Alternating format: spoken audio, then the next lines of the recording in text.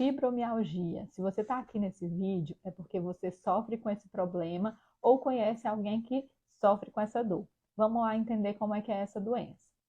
A fibromialgia foi um tema que surgiu lá na outra rede. Uma paciente, uma seguidora, aliás, me mandou uma pergunta na minha caixinha de perguntas e eu me dei conta do quanto esse tema era importante aqui no canal, quando a gente fala de transtornos neurológicos e psiquiátricos. A fibromialgia é uma doença caracterizada por dor generalizada, mal localizada, que vem muitas vezes associada a transtornos psiquiátricos. Até 60% dos pacientes podem ter um transtorno mental associado. E a gente tem como os mais frequentes a depressão, a ansiedade e os transtornos de sono.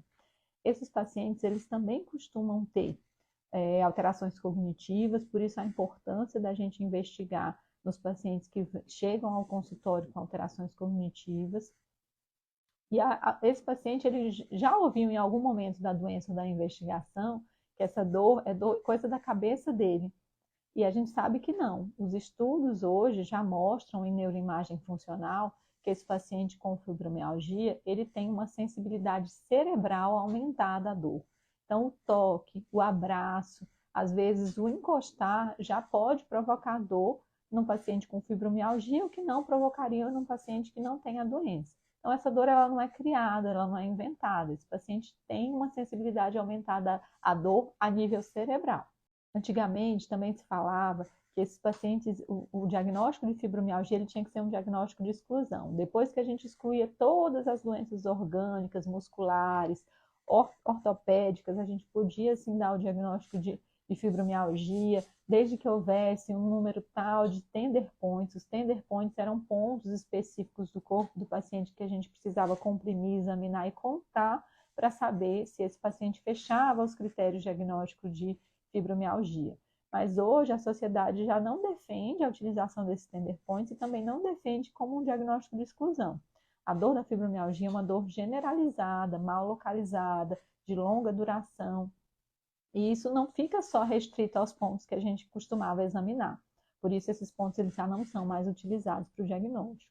E, além disso, o diagnóstico já não é mais de exclusão.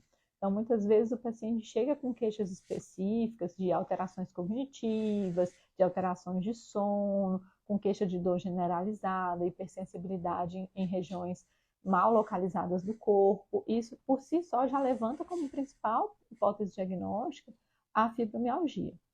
Esses pacientes, eles também podem vir em associação com outras doenças ortopédicas ou outros quadros de doença reumatológica ou dor. E a gente não pode deixar de tratar em conjunto todos esses quadros. É um paciente que, quando tem uma artrose, uma hernia de disco, ele costuma sentir mais dor também, não só na fibromialgia, mas na outra doença. É um paciente que a gente precisa ter um cuidado especial para abordar todo esse quadro doloroso dele. E quando a gente fala de tratamento, a gente já conversou aqui sobre várias medicações que podem ter ação na fibromialgia, desde a amitriptilina, nortriptilina, que são antidepressivos tricíclicos, além da pregabalina, gabapentina. Mas eu preciso frisar aqui que, felizmente, para os pacientes, os melhores tratamentos, as melhores evidências de tratamento de resposta na fibromialgia não são remédios. A melhor intervenção que a gente pode ter diante de um quadro de fibromialgia é incentivar o paciente a fazer atividade física com constância, com persistência. Por que eu falo constância e persistência? Também é preciso que a gente informe para o paciente que nas primeiras 8 semanas existe um risco da dor piorar quando ele começa a atividade física. Isso é comum, quando qualquer pessoa inicia a atividade física. No paciente com fibromialgia, isso é mais frequente, pode ser mais intenso. Mas a longo prazo, a tendência é que a resposta seja muito positiva. Como eu falei, a melhor das intervenções no quadro de fibromialgia. Como é uma dor que também pode piorar nos períodos de frio, a gente também precisa orientar o paciente que esfriou, tem que manter, às vezes até intensificar a atividade física. A tendência do paciente é dizer, não, está frio, eu vou parar, eu vou suspender. Não, não faça isso. Continua a atividade, porque a chance de você se manter razoavelmente bem, mesmo esfriando, é muito maior. Esse tema é extremamente amplo, eu tenho certeza que vão haver vários colegas das especialidades como reumatologia, ortopedia ou especialistas em dor que vão querer compartilhar a experiência com a gente. Se vocês tiverem alguma dúvida ou quiserem que eu trabalhe ou fale sobre um tema específico sobre fibromialgia, pode deixar aqui nos comentários que a gente vai se esforçar para fazer esse vídeo.